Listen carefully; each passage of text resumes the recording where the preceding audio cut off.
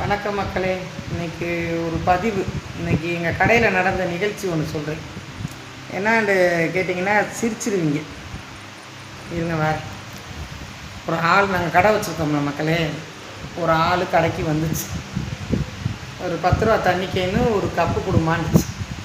கொடுத்துட்டு அந்த ஆள் அங்கிட்டு போய் ட்ரிங்க்ஸ் சாப்பிட்ற வாங்கிட்டு போச்சு.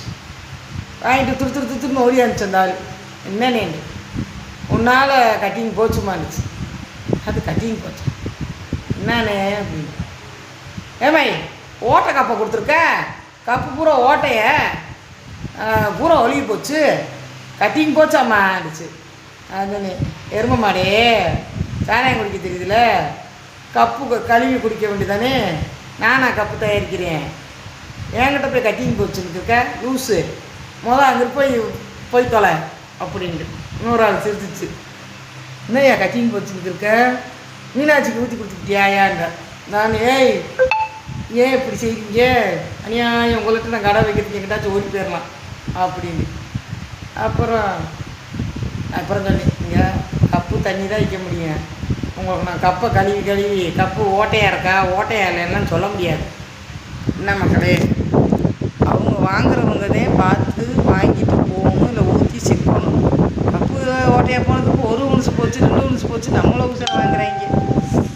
வெயிலுக்குள்ளே மீனை பிடிச்சி கறியை பிடிச்சி கடையை பார்க்குறதே கஷ்டமாக இருக்குது. இந்த இருக்கவங்க இந்த டேபிள் ஃபேனு இதுதான் என் உசுரை காப்பாற்றிக்கிட்டு கடையில் உட்காந்து. பாவம் அவர் வேலைக்கு போயிட்டு இன்றைக்கி மார்க்கெட்டுக்கு போய் குழம்பு சாமான்லாம் வாங்கிட்டு வந்துடுறாரு. நம்ம காலையில் நான் 11:30 தான் கடை திறப்பேன். கடை திறந்து உக்காந்தா என்னத்தை பார்க்குறாப்புல இருக்குது, என்ன கலாய்க்குது நம்மளை. ஒன்று கப்பு ஓட்டையாக போச்சுன்றது, ஒன்று மீனை நல்லா முருக விடுன்றது, ஒன்று சொல்லி வருது. நான் கிராமத்தில் கடை வச்சுருக்கோமா, ஒன்று சொல்லுது. ஒரு வம்சம் காணானோடனே எனக்கு சிரிப்பு வரும். என்னது ஒரு வம்சம் காணாமா, என்னையா சொல்கிறீங்க அப்படின்னு. ஒரு வம்சம் ஒன்றால் போச்சு. நான் சொல்லி போச்சா, நானும் அவன்கிட்ட வாங்கி கொடுத்தேன், போச்சுன்ற என்னையா அப்படின்னு. இல்லைம்மா கப்பை ஓட்டையை கொடுத்துக்கிட்டேன், அதனால் உன்னால் வெட்டியாக போச்சு. ஐயோ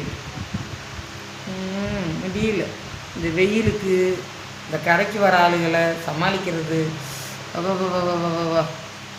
இன்னொன்று சொல்லுது, இப்படி பார்த்துச்சு கடையில் என்ன வேணுண்டு, ஒன்றுமே ஸ்நாக்ஸ் சரியில்லையே, இல்லாததான் கேட்குங்க. மீன் பொரிச்சு வச்சுக்கேன், கறி பொரிச்சு வச்சுருக்கோம், முட்டை இருக்குது, ஆப்பாயில் ஆம்லேட் வரும், அவிச்ச முட்டை இல்லையான்றியா.